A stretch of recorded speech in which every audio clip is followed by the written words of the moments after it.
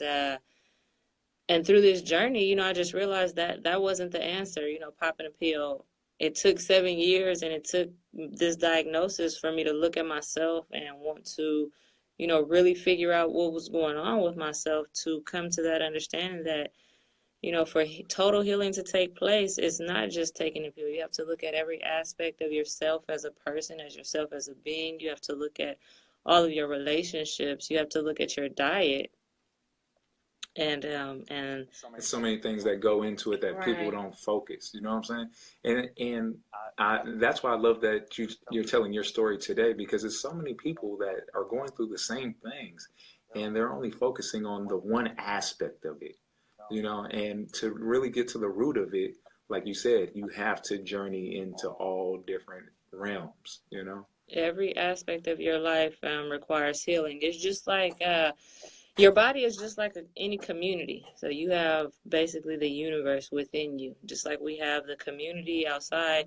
If the community is hurting, if the community is, sick, if you just heal one aspect of it, how long is it going to take for that, part to be succumbed by everything else that's going around, going on? You can't just heal one person in the community and expect or think for there to be total healing. So that's the same thing that happens in our body.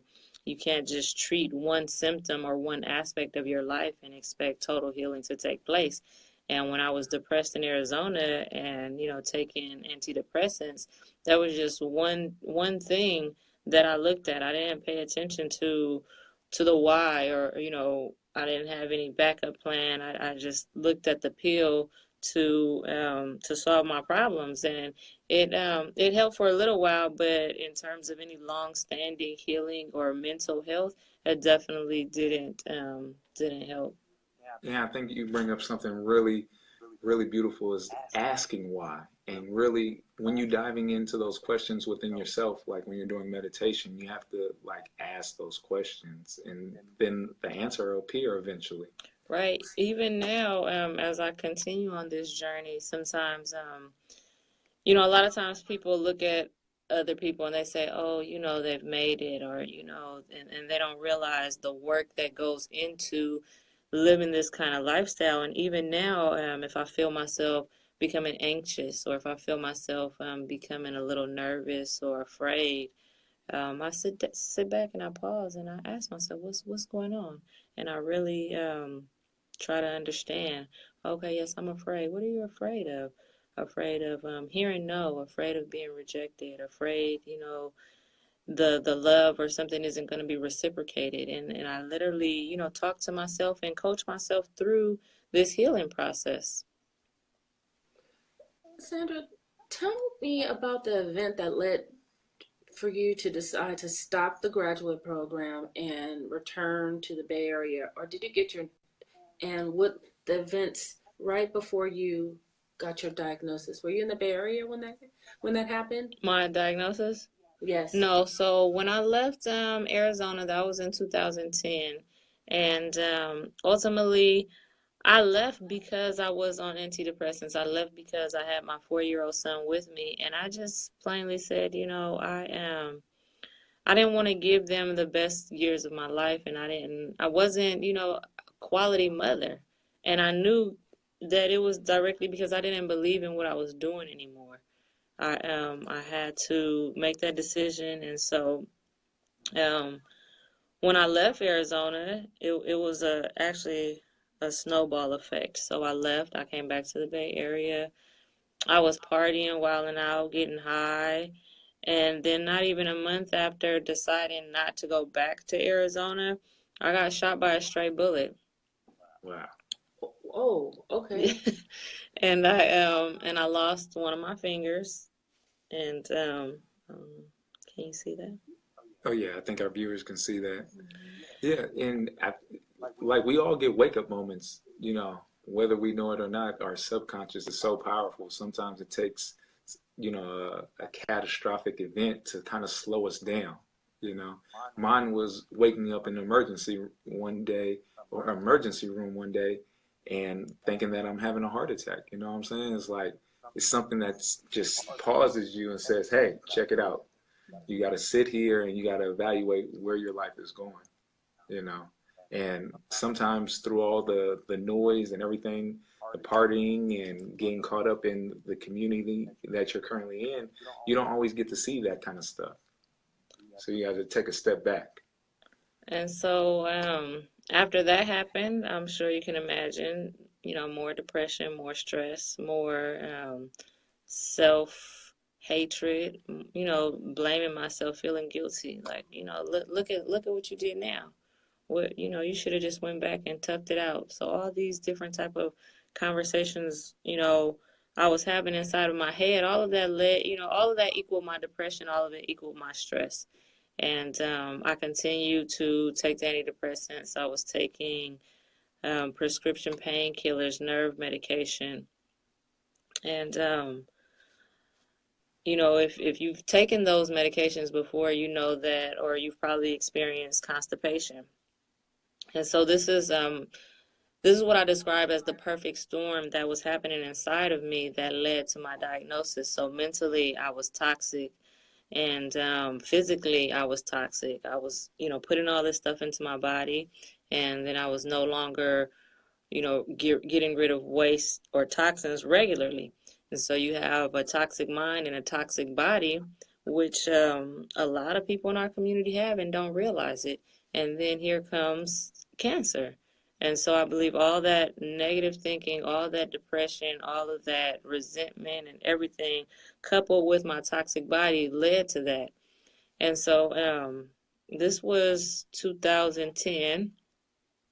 After that, I I met the father of my three smaller kids, and he helped me get back on track. I stopped, getting high. I stopped partying. I stopped drinking. And I'm sure you can imagine you have some type of traumatic event like that occur. For a lot of people, that's what they turn to, and that's exactly what I turned to. Can I ask a quick Hmm. question?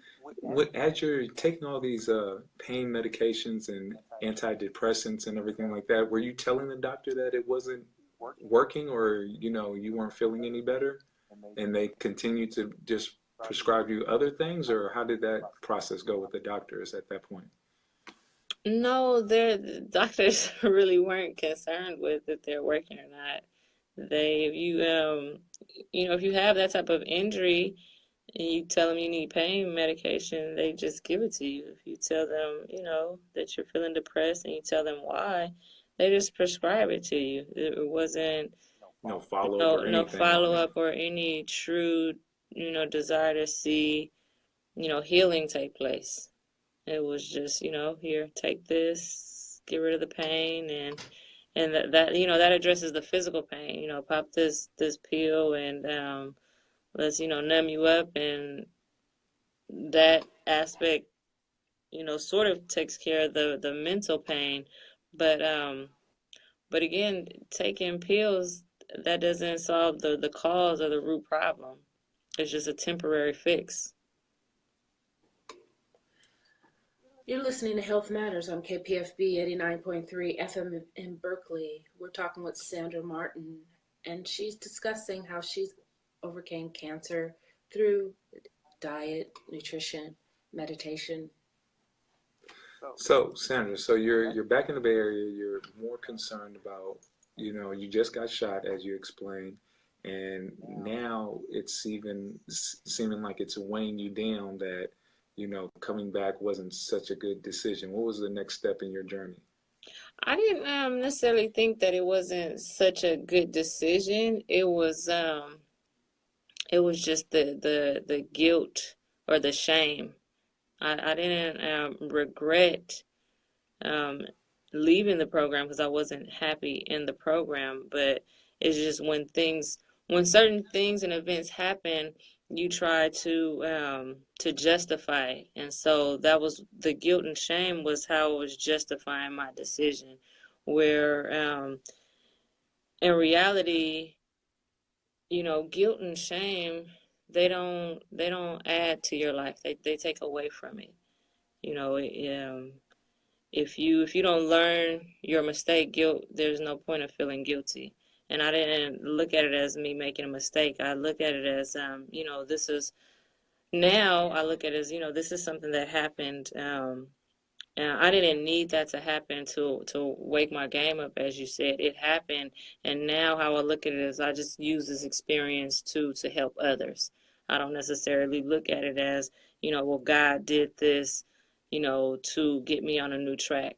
Because a lot of times, if you take that viewpoint, you stay stuck in the area of, well, why God, and or you want to try to blame God. And so I don't look at it that way anymore.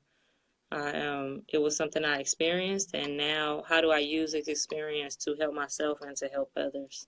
But after that, like I said, I met the father of my three small kids, and he helped me get back on track. And there was a break in the storm. I fell in love, and um, Were you detoxifying then? Because it sounded like you said a lot of the medication was, making you constipated and you weren't letting a lot of those toxins out. Was this part of the process of you kind of figuring out that you had to take another step, like in your journey towards the health aspect of it?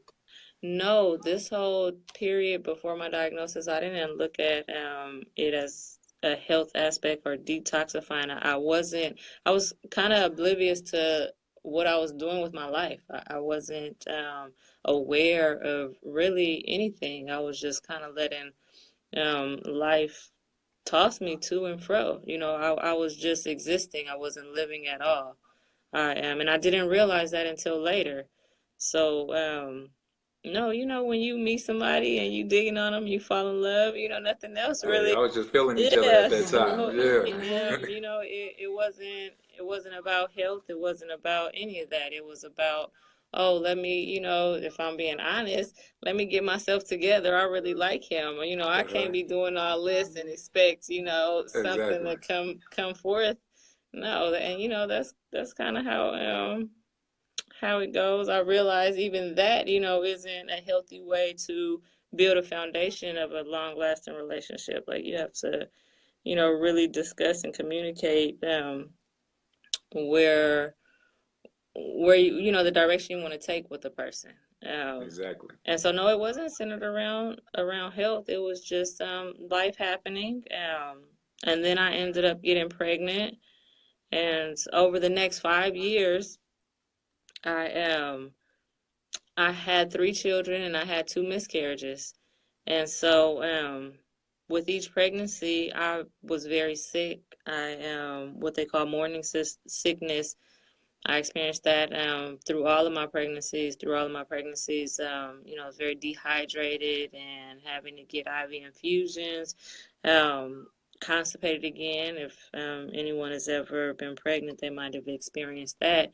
And then I was depressed because of the miscarriages, depressed because of just pregnancies in general, and you know not really aware or realize that I had never really healed from what happened in graduate school. I had never really healed from being shot. And so family life and my new love, it was just a mere distraction. It didn't, my life, It was a band-aid on a broken leg, right, essentially. exactly. And so for the next 5 years, again, this perfect storm was brewing within me, but from a different aspect now.